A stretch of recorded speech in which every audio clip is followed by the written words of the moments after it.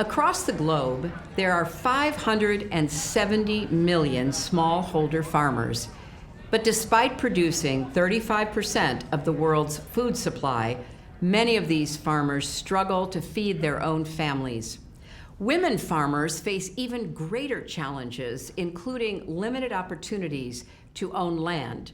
And now the climate crisis is increasingly affecting annual yields. To help empower smallholder farmers, Acumen is announcing a Clinton Global Initiative commitment to action to launch the Trellis Initiative. The Trellis Initiative will invest in early-stage agribusiness entrepreneurs in East and West Africa, India, and Latin America. This farmer-focused program will build wealth and climate resilience for 2 million smallholder farmers, provide technical assistance, and develop data-driven best practices to advance food security. With this investment framework, Acumen is leading the way again to reduce rural poverty, create climate-resilient food systems, and allow smallholder farmers to provide for themselves and their families.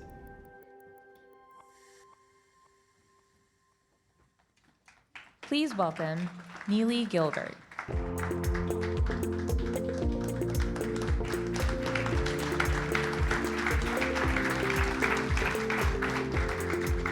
Greetings, everyone. It's wonderful to be here with you today for our session on funding the Earth's future. We have a number of conversations to focus on how we will scale climate finance for frontline communities. I'm Neely Gilbert, the Vice Chairwoman of Carbon Direct, which is a company focused on how we scale carbon management into the global industry that we need. And I also join as the chair of the advisory panel for the Glasgow Financial Alliance for Net Zero, GFANZ, which is the alliance of over 650 private finance institutions worldwide committed to net zero, now about 40% of private capital globally. So my personal passion really centers around using finance as a principal lever to achieve the climate transition. And while finance is increasingly flowing to address the climate challenge, it isn't flowing nearly quickly enough or equitably enough. Estimates suggest that capital required to achieve net zero by 2050 will be $150 trillion in total. And at least 2/3 of that will need to be allocated outside of North America and Europe. So our actions cannot be localized. The home country bias that has traditionally characterized capital flows globally must be broken down. So we're here today to talk about these challenges, but also to point to some of the emerging successes and why we still feel optimistic.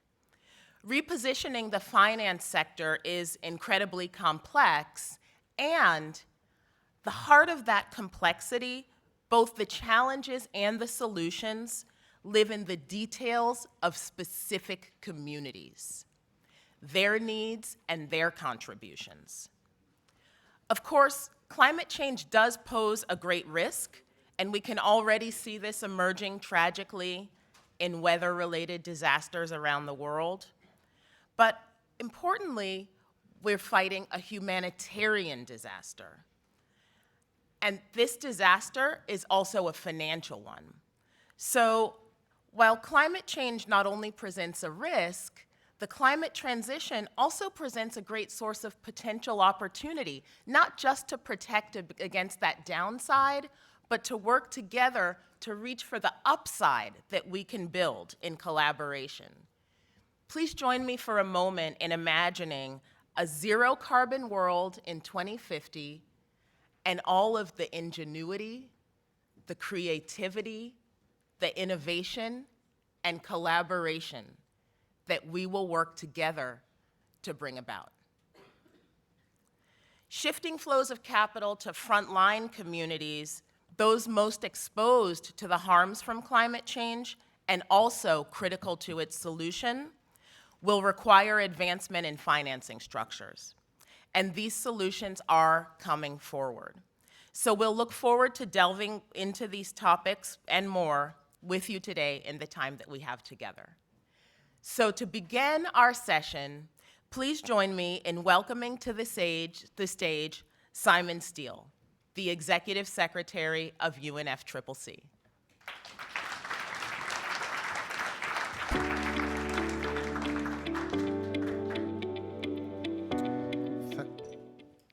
Thank you very much. Excellencies, colleagues, friends, it is indeed an honor to address this distinguished group that has raised so much for many global challenges. Climate change is the foremost challenge we face today. It impacts everything else that we do. You've seen the heat waves, wildfires, droughts, floods all over the world in recent months. Climate impacts that have already become the new normal for some of the most vulnerable nations in the global south. The climate chaos scientists have warned us about for years is now here and accelerating. I'll talk later about how we're addressing climate change. But it's climate finance that will unlock climate action. All the more so as the frontline communities bearing a disproportionate burden of the impacts are often those that are least resourced. We must help these vulnerable people and countries contribute to reducing the emissions fueling climate change, and help them build resilience by adapting to the climate change that is already happening. The scale of the challenge is unprecedented. The G20 summit in New Delhi this month noted the need for between $5.8 and $5.9 trillion in the pre-2030 period for developing countries, particularly to implement their climate pledges, or NDCs, and the need for $4 trillion per year for clean energy technologies by 2030 to reach net zero emissions by 2050. But with ambition, determination, creativity, joined up thinking, and political will, it can be done. Coincidentally, $5.9 trillion is the level of fossil fuel subsidies that were made in 2020. We must acknowledge the growing momentum building on the call to scale climate finance efforts globally. We must deliver the long-pledged goal of providing $100 billion a year to developing countries in climate finance, replenish the Green Climate Fund, and explore innovative approaches to mobilizing capital from catastrophe bonds to guarantees and nature-based solutions. This includes embracing partnerships as a driving force behind climate finance. Collaboration between governments, private sector entities, financial institutions, and civil society is pivotal in unlocking its full potential. These collaborations must make investments affordable, given unfavorable economic conditions that many developing countries face, and the high upfront investment for scaling renewable energy systems, and ensuring funding is accessible with the necessary speed when natural disasters strike. Lastly, we need a global financial architecture that is fit for purpose. I applaud the G20 leaders for backing reform of the World Bank and other multilateral institutions. This momentum in finance is encouraging as we head for COP28 climate conference in just 10 weeks' time. But these commitments must translate into concrete actions that are delivered. There in Dubai, we will hold the first global stocktake on progress towards the goals of the Paris Agreement. Last week's synthesis report on the stocktake confirmed that we are already falling short on commitments and on implementation. Our response must be to course correct, redouble ambition on pledges and action to reduce emissions by 43% by 2030 to get us on track to limiting warming to 1.5 degrees Celsius. Among other priorities, we also need to finalize the global goal in adaptation and operationalize funding and fund on loss and damage that was agreed in Sharm el-Sheikh last year. Progress on climate finance is key to all of this. It makes equity the bedrock of climate action, helping frontline communities adapt and mitigate, and also thrive in the face of climate challenges. It makes the needed transformation a just transition, benefiting all and securing opportunities as well as limiting damage. I urge you all to respond to the urgency and seize the opportunities that are presented. If we do not do this now, we are sentencing our present and future to the global catastrophe many are already predicting. I thank you.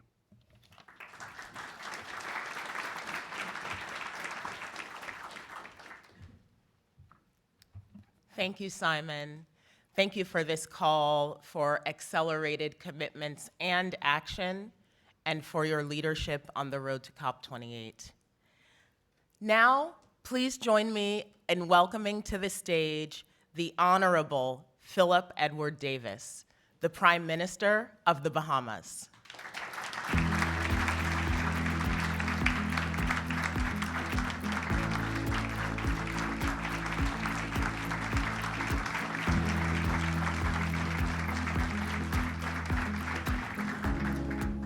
Please be seated. Thank you, everyone. It's wonderful to be here to focus together on what we can do, as the Clintons say. They have a marvelous way of keeping the emphasis on action. The people who like to focus on what can't be done, I suspect they are at a different gathering. So I hope. We are here because there's a lot we can do to close the climate finance gap, and we really need to get on with it. I grew up on Cat Island, a small and very beautiful island. Come find out after this event so I can tell you about our rake and scrape music, our sailing regattas, and our warm communities.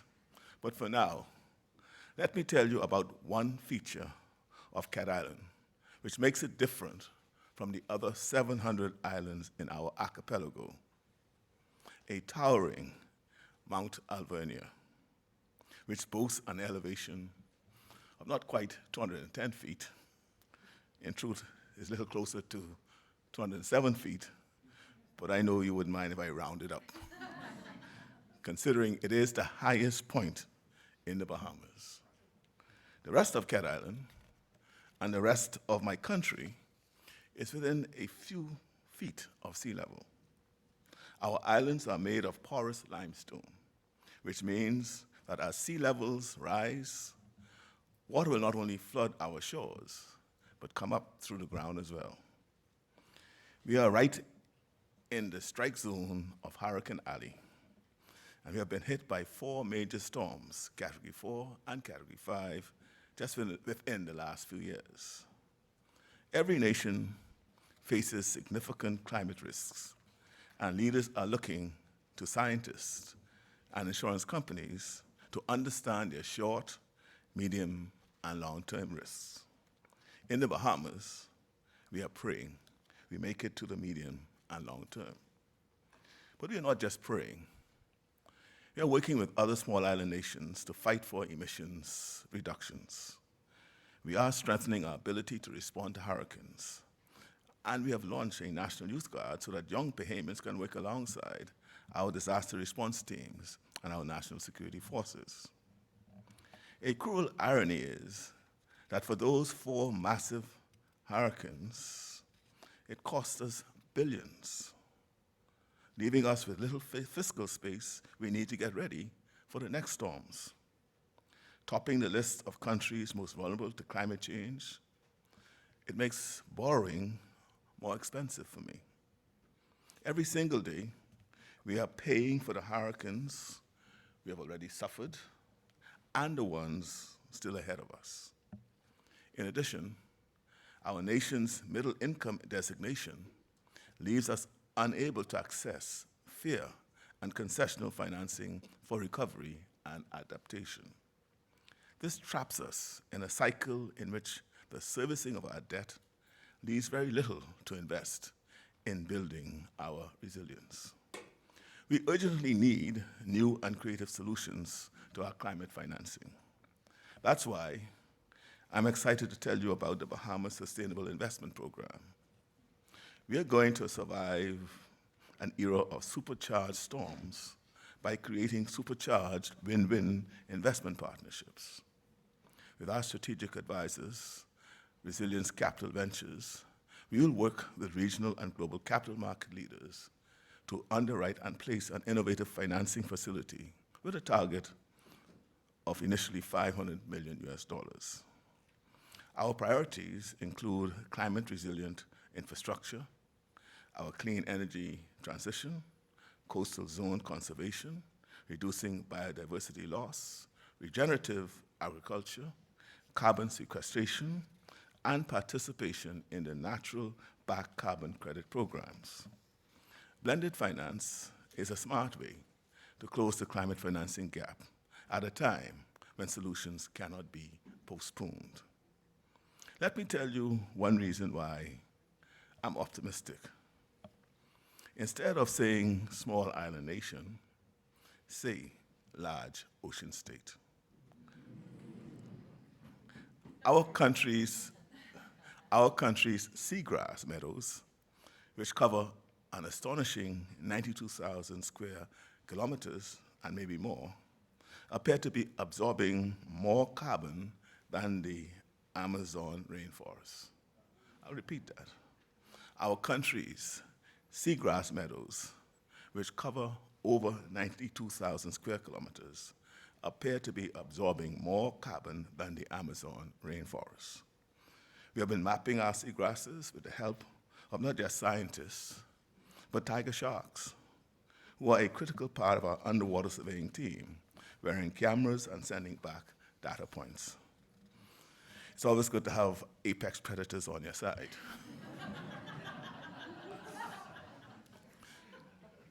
Those sharks are going to help us become the first country in the world to issue blue carbon credits. So as you can see, small countries can be big pioneers. My government and the people of the Bahamas welcome the partnership with the Clinton Global Initiative on this commitment to action. And we are honored to be part of your extraordinary community of change makers. We hope you'll join us. Whether you partner with us on funding and financing or providing technical and advisory expertise, the door is open for collaboration.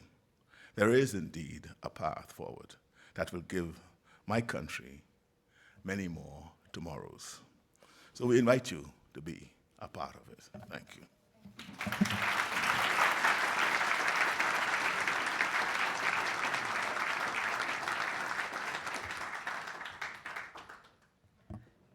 Thank you so much, Prime Minister Davis. And thank you for this optimistic message about supercharged solutions from large ocean states partnered with apex predators. So we're here talking today, of course, about climate finance. And during the next session, it will be great to take a moment to hear about the types of projects, solutions, and hear from the types of leaders who are prepared to take on this finance to address the challenge.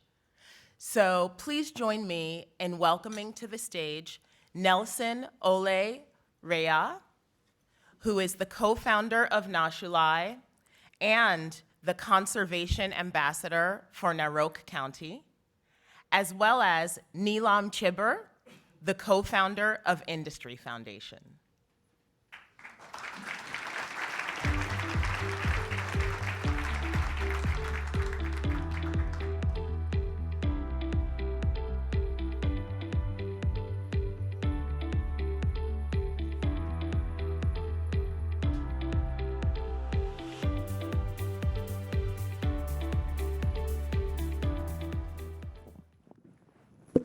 Wonderful to be here with you today. So excited for this conversation, and thank you for your leadership. So Nelson, would love to start with a question for you about Nashulai Conservancy. You are working to conserve wildlife, to preserve culture, and reverse poverty. Could you tell us about some of your accomplishments in these three areas? Yeah, thank you very much. First, I would like to say that I'm most honored to be before you today, Excellencies and distinguished guests, ladies and gentlemen. As I speak before you to address this climate crisis, which is actually having a bigger brand on indigenous people, like the Maasai that I speak, I have the blessing and the honor of the people from my community that sent me here to address this issue of the climate crisis. So Nashulai Maasai Conservancy is the first indigenous conservancy that was created by the Maasai people, and its ethos are to conserve wildlife, preserve the culture of the Maasai people, and reverse poverty. And by doing that, I'm glad to say that we've been able to sustain the Maasai livelihoods on their land. Thank you very much. Thank you very much. And Neelam, so great to be here with you also. Your work is rooted in building a regenerative economy. Can you tell us more about what that means and how your institution is building toward that goal? It's great to be here, and it's so wonderful to hear about the seagrass. I mean, it's just amazing. Makes you feel so good. India is the world's most populous country. And if India is going to go the China way, I don't think it's going to be great for the planet. So we really need to look at what we call the next regenerative economy. So we have 140 million smallholder farmers, and we're really looking at seeing how we can get, maybe not all of them, but some of them, to plant 0.3 acre. So a smallholder farmer usually has 5 to 7 acres of land. So just 0.3 acre, 60 saplings of bamboo, and you have the world's fastest and the highest carbon sequestering plant, that is bamboo, which is great for the future SME industry for India. India is right now the second largest producer of bamboo in the world, but it's all in its forests. So we are enabling the building of the first FSC certified bamboo plantations in India, a Forest Stewardship Council, which will sequester carbon, which will enable the women farmers to really increase their equity. And we have, as you all may know, may not know, India has a falling labor force participation of women. We are 123, ranked on 147 in the world. And we're pretty dismal on our nutrition rates and stunting.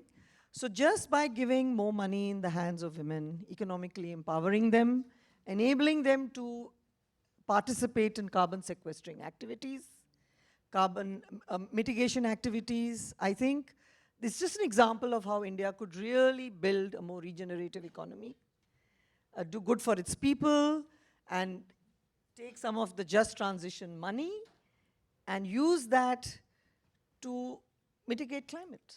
So I think that's what we're trying to say, that how can we, by intersecting equity, climate, and gender, enable a better society for everyone, a better global society, but working with the poorest farming women in India to make that happen. Amazing. I love this example of multi-solving too, as we think about the Sustainable Development Goals, solutions that address multiple goals at once, and importantly help to address the climate challenge. So Nelson, Nashalai has shown that humans, wildlife, and nature can coexist as they did generations ago in a way that benefits everything. Nashalai is also the first Maasai conservancy, as you said, and is in the Masai Mara in Kenya. Can you tell us more about the significance of this Maasai leadership? Thank you very much. So the significance is the fact that indigenous people are showing the leadership. Before Nashalai was created, the land was under a free fall. It was fragmented, there was land grabbing, there was conservation appetite. The Maasais were being pushed out of their own ancestral lands. But then Nashalai came in, and our elders showed the way that the leadership can be achieved by the local people. So we created a small conservancy in a critical corridor where elephants and other migratory species have always passed over the generations. And within a very short time, we saw a return of the wildlife on the land. And we were honored by the UN, and we won the UNDP Equator Prize for demonstrating that indigenous people have a solution to enable our world to thrive. It's amazing. We have so much to learn from indigenous communities around the world, and I think I speak for everyone in the room when I say how much we want to visit you at Nashalai. While keeping our flying emissions down. So, Neelam, you've already discussed a bit about how you're specifically empowering women in rural India to establish self-owned, sustainable enterprises. Can you tell us a little bit more about how you see this local ownership, this form of ownership as important in your goals, and some of the environmental and economic impacts that have been coming forward? Yeah, I mean, the larger discussion here is climate finance. So I think the largest financing we have in India is with the government of India. So they run very, very large programs with women's collectives. So we have some, under the Ministry of Rural Development, we have the National Rural Livelihood Mission, and we've got almost all women in the remotest villages in savings groups. And it's a very strong foundation that's been created by the government, but they actually don't know what to do with them after that, because the local economies are not strong enough for them to trade within the local economy. And therefore, we are actually taken to the government the idea that you need to form them into larger collectives. You got to have them have more economies of scale. And the government has very, very strong schemes for them in terms of common facilities. We have something called the Mahatma Gandhi Rural Employment Guarantee Scheme, where a certain amount of money can go to engage them in earning activity for 100 days a year. So essentially, the whole idea is that take a very foundational element that the Indian government promotes, and collectives are great. I mean, there was a time when Bernie Sanders was talking about cooperatives in the US, and my son texted me and said, "Oh my God, even he's talking about cooperatives." So we are not talking about cooperatives, we're talking about collectives, and these are private companies that the community owns. It really creates a lot of empowerment in the community. It's so fundamental, like exactly what he said, that indigenous communities take charge of themselves, and it really helps you get to all the SDGs at one shot, actually. Because once people start knowing that they can really take charge, they can take charge, right? And especially women, I'm sure men, and we now always have to say men and women, because it's not just women. Behind every woman, there's a man, and vice versa. Long and the short of it is that it's very empowering and collectives, but in a modern context. So it's self-owned, but there's a lot of professional management support, which is why we look at blended finance instruments to build these enterprises, because initially they need 3 to 5 years of support, after which they can become self-sustainable and communities can stand on their own feet. But they always need external board members, because it's like me, I've run an enterprise, but I've always had so many people supporting me, professionals. So I believe that's the same you need for any kind of enterprise. And sometimes the enterprise can pay for it, and sometimes it can't. So you've just got to make it happen. This intersection of the power of private sector action and the community collective combined also to achieve multiple goals is wonderful. So I understand that you both have made commitments to action this week at CGI. And so I would love to welcome you to tell us more about them. Nelson, can I start with you? Can you tell us more about the commitment to action that you've made in partnership with NatureCo? Yeah, thank you very much. So I told you earlier the story of Nationalai, a small community-led conservation group in the Masai Mara.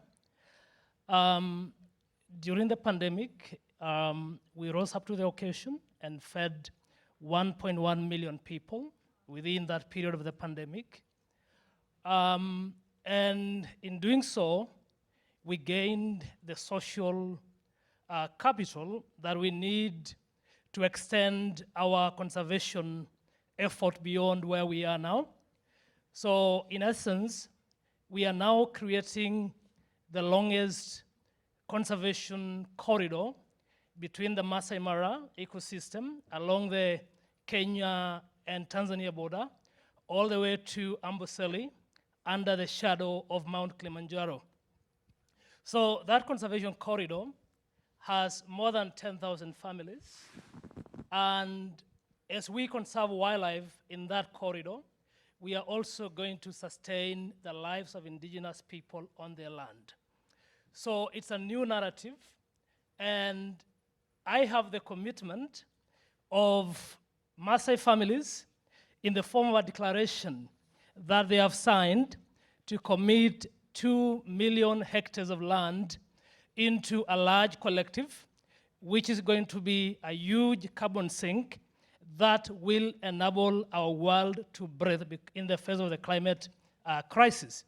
So with me, signatures that have been signed by spiritual leaders, traditional leaders, political leaders, saying that they are committing 2 million hectares of their land into a common collective. So we have the natural capital. We have the land, we have the trust, we are lacking the financial capital.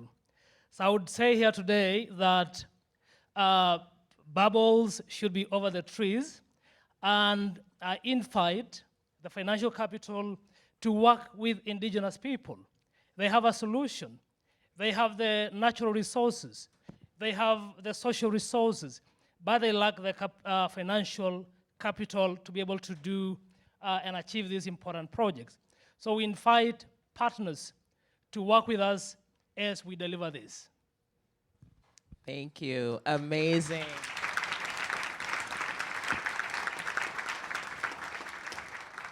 And we heard your request. Thank you.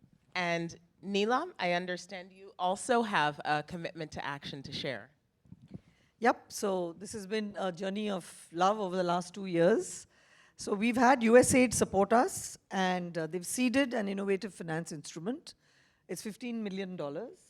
It's going to impact 11,000 farming families with a total impact of about 100,000 people up and down the bamboo value chain. We are going to be planting just 1,200 hectares of land in Maharashtra, one particular state. But we really believe, there'll be more than 6 million bamboo culms emerging, right? It'll be sequestering about 1 million tons of carbon, metric tons, this particular endeavor. But we're really hoping this is a stepping stone to a billion-dollar instrument we have in the making, which should cover not just India, but I think other countries in Asia Pacific, as well as hopefully Africa. Thank you.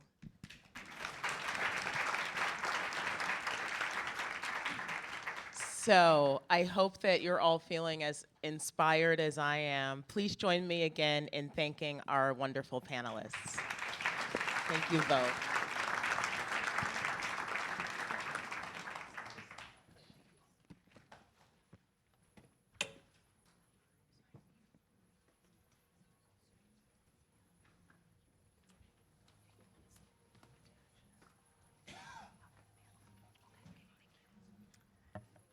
So now we're feeling inspired and we understand the opportunities for finance. Let's talk about the actual systems and policy to get there. It is my true honor to welcome this next panel to the stage. Please join me in welcoming the Honorable Mia Mottley, Prime Minister of Barbados.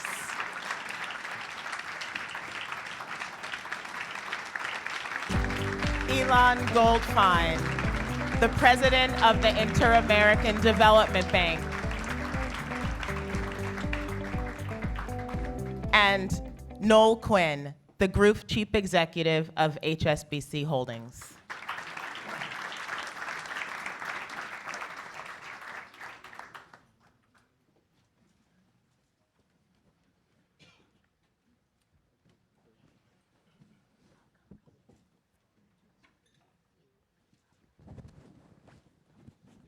So welcome. Filled with inspiration and now talking about how we finance it, I'd love to open the first question to all of the panelists. How can we leverage public-private partnerships to accelerate and scale fund mobilization efforts for climate resilience, especially for frontline communities in the global South and the global North? And specifically, what is your government, your institution doing to advance this goal? May I start with you, Prime Minister Mottley? I would love to if I could see. This light. You can go ahead, Leland. Okay, Ilan, do you want to Yeah, I can see a little bit. But it's a pleasure to be here with Mia and Noel. It's an honor for me. I mean, we have all this light on us to do something for climate. On what are we doing? We need to think about scale and impact. And on scale, we are the Inter-American Development Bank. We are a bank, we need to be the financing. We need to think about how to mobilize resources for what we want. We start thinking about our own balance sheet, which means our own money. And we have recommendations to be able to do the best out of each dollar we have.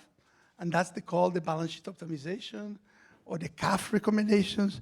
At the end of the day, is lend more with the resources we have and lend more for impact. At the IDB, we already committed to another 20 billion of lending over the next years. If we actually have help with other stakeholders, we can get to another 50 billion just from our own money.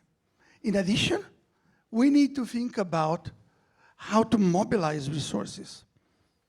And to mobilize resources, we need to think about smart ways to use instruments we have. We at the IDB are leading in terms of innovations of instruments. And I can give you a few examples. One example is debt swaps. What is it? Debt swaps, the region has a lot of debt. As some of you know, the large debt are sometimes not the fault of the countries, as Miyamoto will remind us. Sometimes it's the result of this climate change. So there's a lot of debt and a lot of needs. We are joining them together. Giving what? Giving guarantees so that when you swap, there's resource available, and Ecuador, for example, will have another $1 billion either to reduce its debt or to preserve the Galapagos. And in Barbados, we did the same thing with the conservation of the oceans. Another instrument before I pass to you. We need to use our resources in a smart way. You talked about blended finance, which is basically concessional money with our lending, normal lending. This is wonderful, but we need to use it even smarter. We need to use it when we reach the SDG indicators or even farther. That's called the sustainability linked bonds. When the country reaches, he gets a lower cost. Where does lower cost come? From concessionality.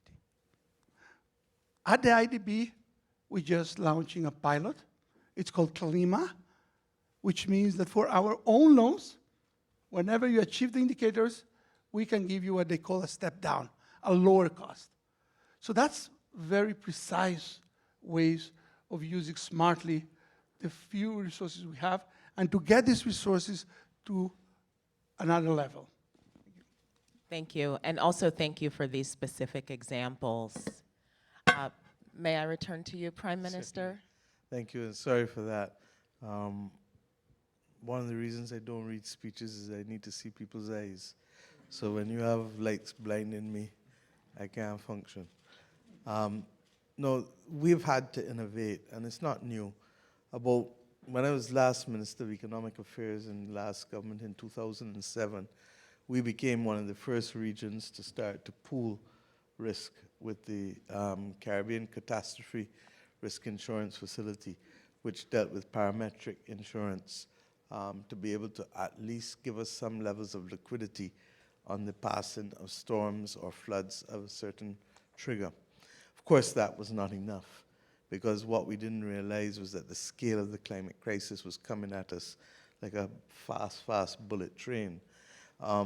When we came back into office, Grenada, our neighbor, had been the first to issue the debt pause clauses, and theirs was a very small amount. We then issued ours when we did the debt restructuring immediately upon coming into office in 2018.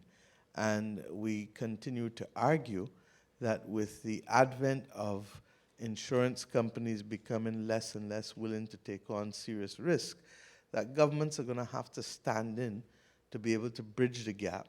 And so true, when we had Hurricane Elsa, which was our first hurricane in 66 years, in 2021, it was the government who had to step in to help do the reconstruction, because 90% of the houses that were damaged or lost were below the poverty line, the owners, and 95% of them were not insured. So that the debt pause clauses are critical. We were happy for the announcement by the UK Export Credit Agency to follow in that line, as well as by the World Bank, except that I'm truly worried that there are those within the bank who would wish those clauses to be for new instruments without recognizing that if they're not for existing instruments, all of this has been rendered nugatory. And quite frankly, we're making a mockery of the system if we try to do it only for new instruments. I'm a lawyer, so I know that you can always consent to the mutual variation of a contract. And the third thing related, Ilan spoke to it, the swaps.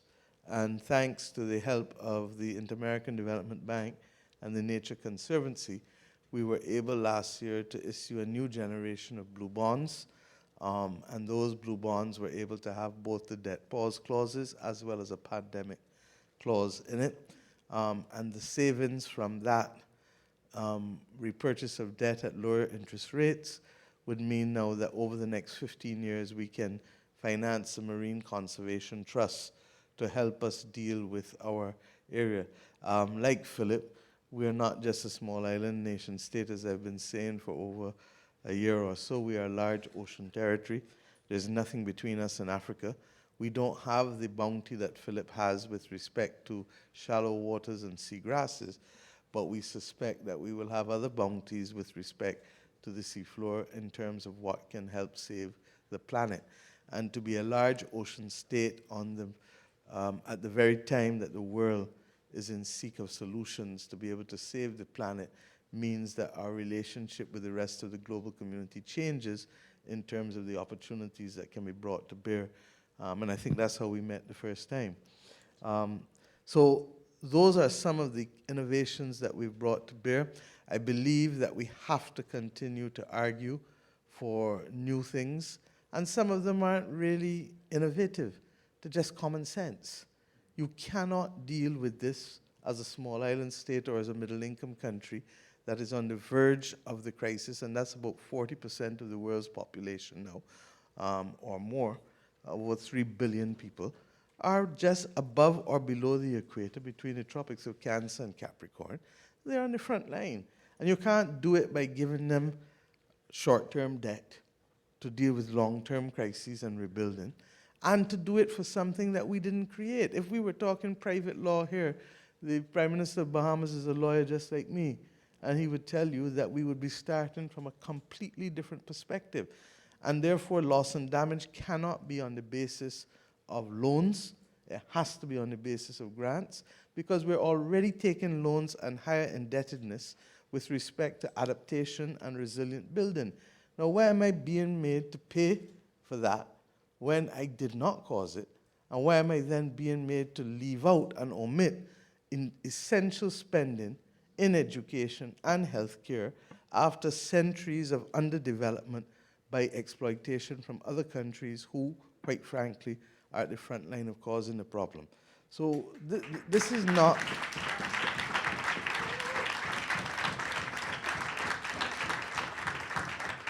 This is not meant to be rhetoric. And Ilan would know that in our case, the issues of debt sustainability are up and front for us. And the reality is that if you tell me that I've got to come back down to 60% because I'm in the IMF program, and that's the metric you're using, then how is it that all of Europe is at 90%, and the only reason the Maastricht Treaty has not been amended is the complexity of getting the amendment? But there is no country today honoring the 60% easily because of the polycrises.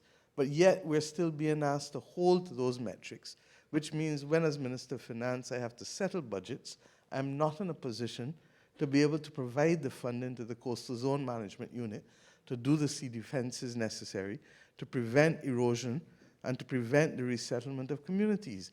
These are the real issues that are not being addressed in the same way that when we get to COP, the cameras and the lights come on, and we talk about all of these commitments, and everybody forgets about how do we have the capacity to be able to deliver. I cannot do it with the best will in the world if you don't give me access to battery storage to be able to do the just transition in energy. I cannot, and I'm tired of saying that in this city. I've said it now for 3 years, and it's made no difference. And yet we want to go to Dubai and to make further commitments in circumstances where we're writing and providing copy for journalists rather than providing development for people.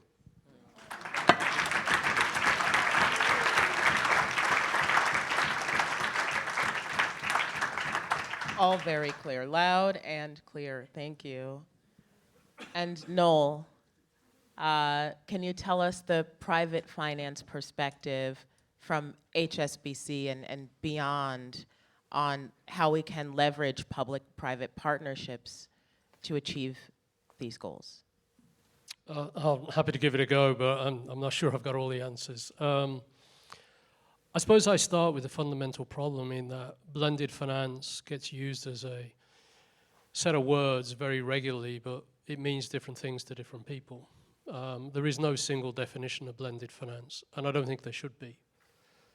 So how do you scale up transformational projects fast when actually the fundamental problem is nobody really understands what is meant by blended finance? Different people have their own interpretation.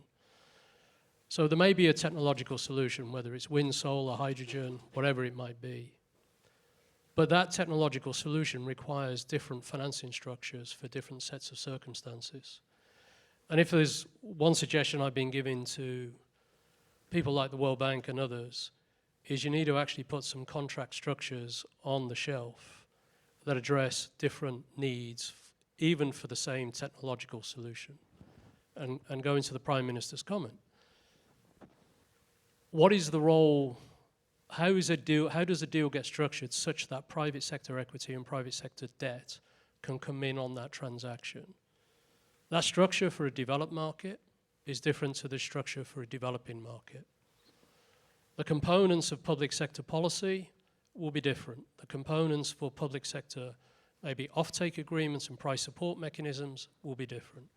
So my view is we need to sit down with the leaders in the developed world and the leaders who control much of the public sector finance and the MDBs to put on the shelf contract templates that can actually be drawn off to meet the different needs.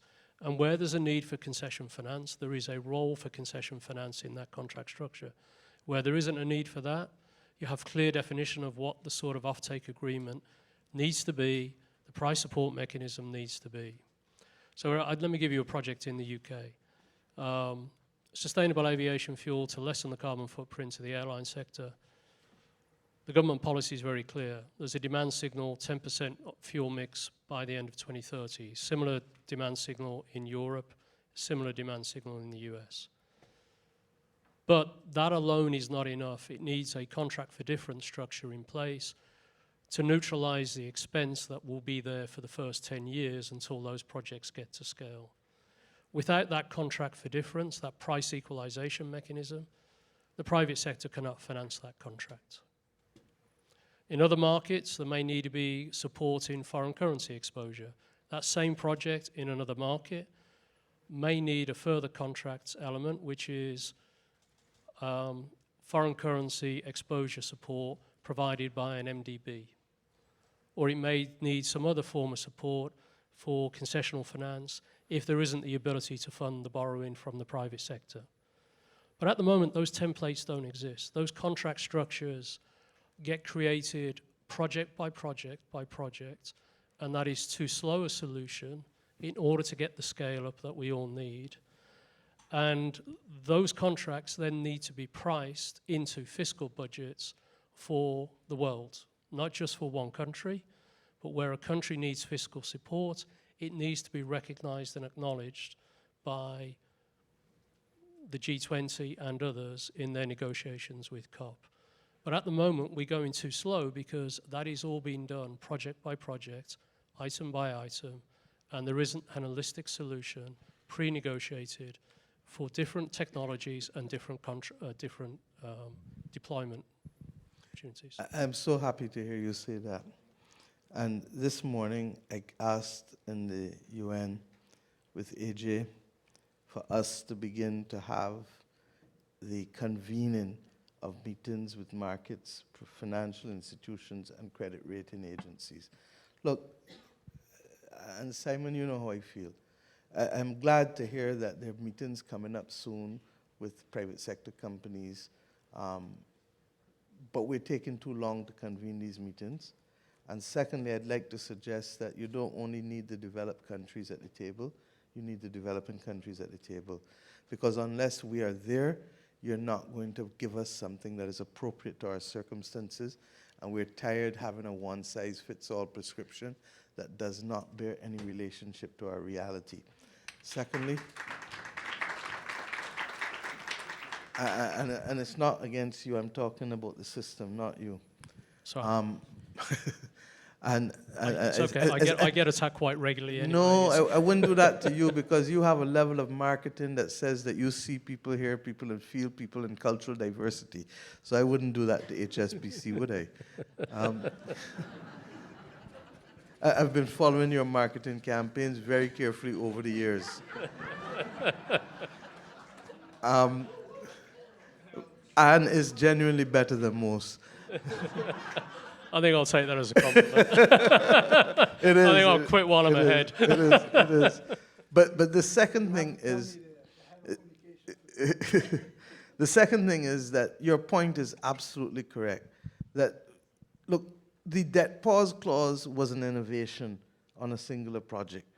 But we need to stop saying that we need to do these things and recognize that people have agency.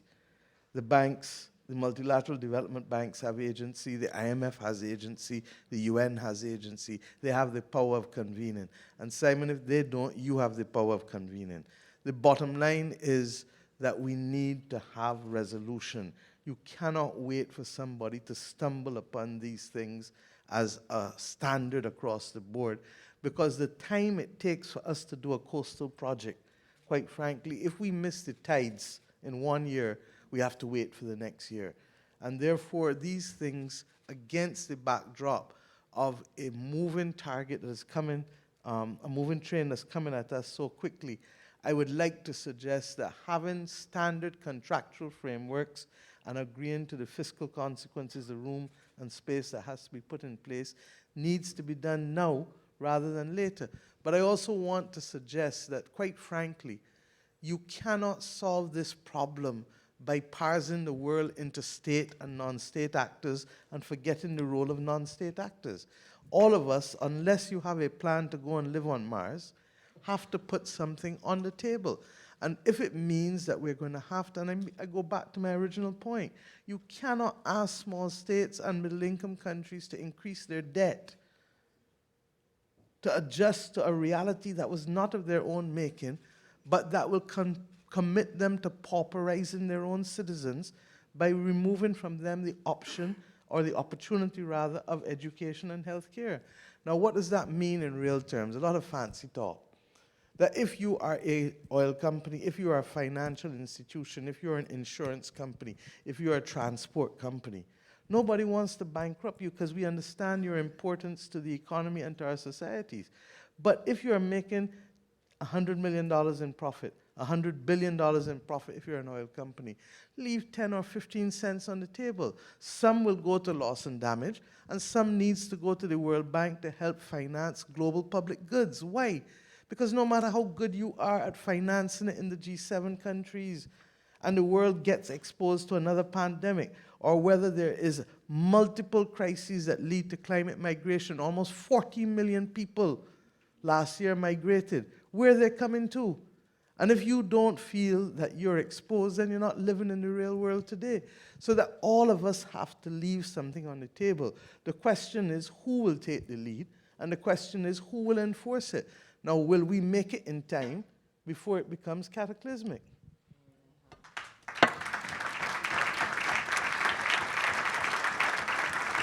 Thank you. Thank you, Prime Minister Motley. So, Elon, we're hearing from Noel and from Prime Minister Motley. We're going now deep into the systems and structure discussion. Can you tell us a little bit from your perspective at the IDB about factors and considerations that you take into account to be able to structure your capital to address climate finance at scale? So we talk about financing, and he brought you the issue that we cannot have a project by project. That's too much, too slow. We need to have somehow the contract, we have somehow to convene, but we cannot have one size fits all also. So we need to find a place where we have the scalability to do this.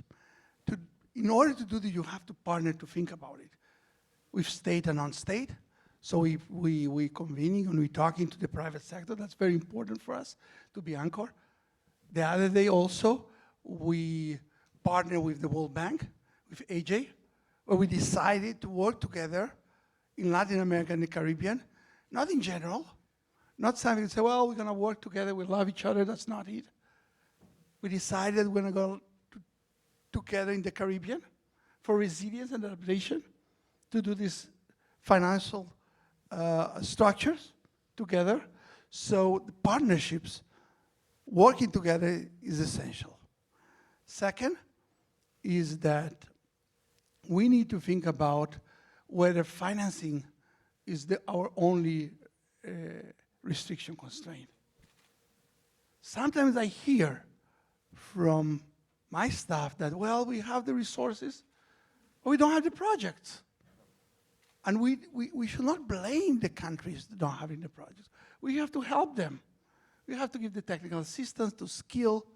Sometimes we are like 20 multilateral organizations, donors, talking to the same person in the country because we are 20, they are one, and we keep telling them these are different standards. So we need to think about the people in the ground and how do we make it happen. So financing is an issue, but also being able to structure the changes on the ground. And they're not always the same. Nili, could I come in on that? Because we're working with Indonesia and Vietnam and on 2 of the JET-P projects. We're also working with Egypt on their version of JET-P. It's not JET-P, but their infrastructure. And if I look at that, the one project, some of them have a common ingredient, which is early retirement of coal-fired power plants, replacing with green energy.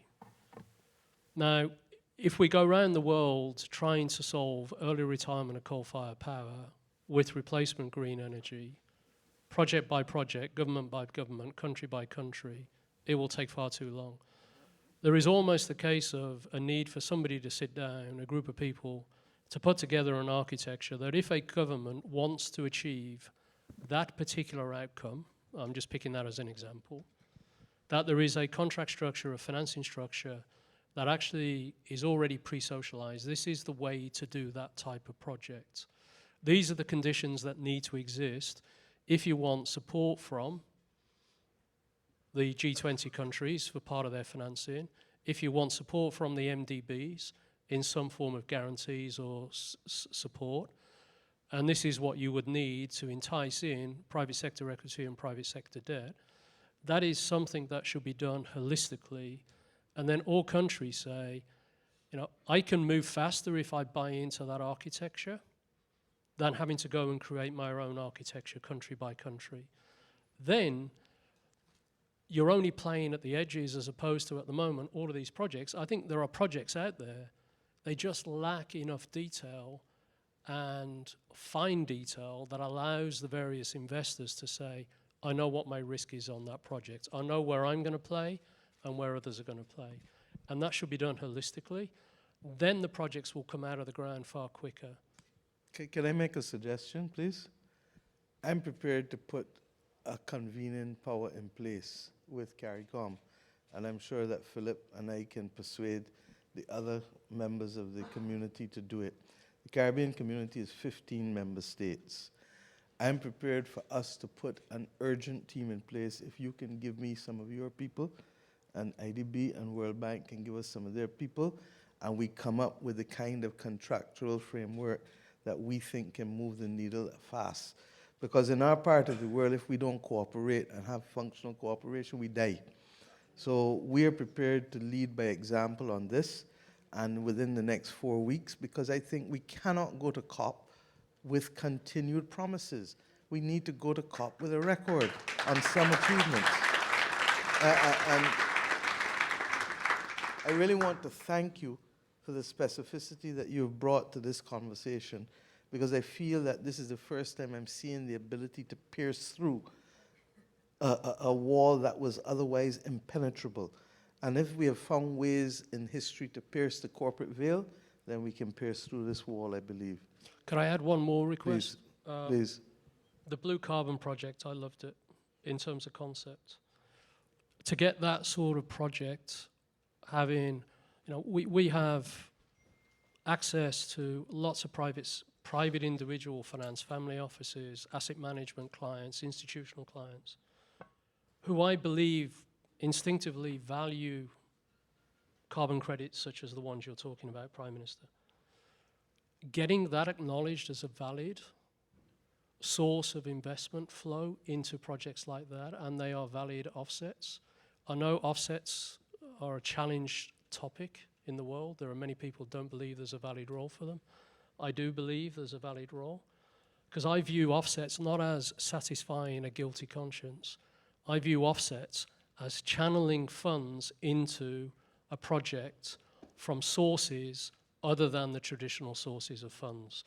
So if I can mobilize my private sector investors who want to buy and contribute to projects such as yours, and I can mobilize another sort of funds, of finance for that, or Bank of America can, or Citibank through their clients, that gives you access to funds you don't currently have access to. It's not buying offsets to satisfy a guilty conscience. It's channeling funds into a good project that has a material impact on the carbon footprint. But if you can get that through the UN, if you can get that through the accounting standard setters, we can mobilize a source of funding that doesn't currently exist. Okay. Let us move on that, but I also recognize that there's a danger of zealotry in all that we do, and that's why I talked about the cameras and the lights and COP and the absence of realism. The big issue and the big elephant in the room is if we don't find a way to finance our way to net zero, countries like mine that do have gas potential and oil, and I'm prepared to put oil one side, but unless somebody pays us for the gas, my population is going to ask me, why are we not pursuing our gas? And gas is a bridging fuel. Gas is recognized as, with oil, ironically, as 20% of the mix in 2050 for net zero. So that these are the real issues, and why should those countries who are already in oil and gas, who are already benefiting and have the resources, but are not necessarily on the front line, why should they be the only ones benefiting? That's what a Guyana, who has forests that are significant, will want to know. That's what a Suriname, who also has significant oil and gas resources and forests. And in our case, what we don't have in forests, we have in ocean space. Our ocean space is 424 times our land space. So these are the reasons why we believe we need to be at the table, and the generalizations need to stop. And if we are serious about saving the world, then we have to get on with the granular focus, strategic focus, that will allow us to make progress. And I really do want to thank you for your specificity in this conversation this afternoon. Thank you. And I just want to add that this convening power and bringing together is very important, because we need to get out of this everybody asking for. Why don't you give me that? You give me that. Private sector asking, you need to give me that. And the public sector says, well, you need to, private sector. We need to be active, and it says, what can I offer? What can I construct? Because if we keep each one in one side saying, I'm just waiting for the solution to come in each side, it won't get there. So I really like the idea of specifically get the CARICOM with MIA, with the private sector. We will give all the resources we can to sit together, very specific as it is today, and really don't ask, offer. Yeah. And what I can tell you is that if we can do that work between now and the 28th of October, the CARICOM, the CARICOM countries meet in their climate finance meeting in St. George's in Grenada on the 28th of October. So if we can have something that goes to that, then it allows the 15 of us to spread out across the world and continue then the advocacy to have it then spread to the rest of the world as a global standard. Thank you. Thank you. So my last question was going to be about how can we stop going from meeting to meeting and talking and actually get something done. But I think that we lived it. Well, we are going to work between meetings. So we're looking forward to hearing more about this and from CARICOM and into COP28. Please join me again in thanking our amazing panelists for this rich and honest discussion.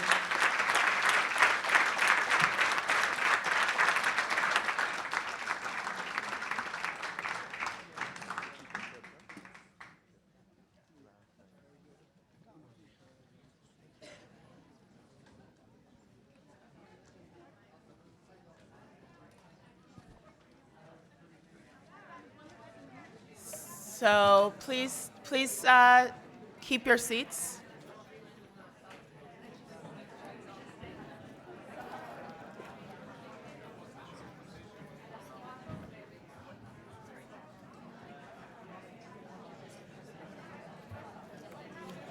So as we thank our panelists, we're going to finish the program with one last commitment to action.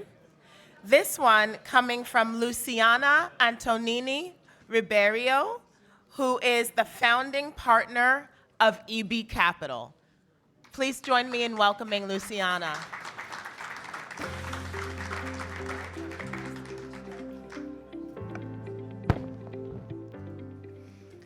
Wow, amazing panel. I'm going to talk a little bit about Brazil. In Brazil, a land that pulses with life and vitality, where the Amazon stretches like a sea of emerald and wind and sun power progress, a unique promise awakens. This promise tells us that, yes, we can turn the tide in our battle against climate change. Brazil boasts a relevant part of the world's reforestation potential and thrives on 85% renewable energy. But this is more than just a statistical fact. It is a sign of hope. It is proof that harmonizing with nature is not only achievable, but also a pathway to prosperity. Good afternoon, my name is Luciana Ribeiro. I'm co-founder of EB Capital. As an investment firm, we already have raised and invested $200 million in a private equity fund focused on climate. Today, we are announcing a Clinton Global Initiative commitment to action to raise and invest an additional $400 million with focus on clean energy, agriculture, green industrialization, and more. We all here stand on the brink of history as architects, visionaries, believers, investors in a future where economy and ecology coexist. By 2027, our investments aim to generate jobs, spur innovation, and contribute largely to global climate resilience. In a gesture of commitment to those most impacted by climate change in Brazil, EB pledges to donate 10% of its performance fee in this fund to NGOs dedicated to uplifting and empowering the indigenous communities of the Amazon rainforest. This is not just an investment, it's our tribute to the land that inspires us. It represents EB Capital's mission to act during this fundamental moment in our planet's history. A greener, more resilient world is within reach. It is an honor to become a part of this collective effort at the Clinton Global Initiative. In this age of action, let's together transform promise into reality. Thank you very much.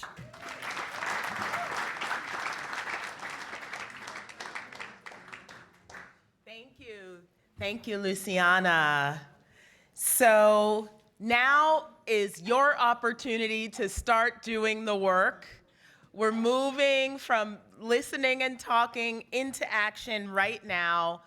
Please think about making commitments and building the solutions that you are working on. Please use the rest of the time in our session to start moving around the room, meeting each other. Try to collect business cards from at least 2 people who can help you drive your mission forward. And let's go. Thank you all.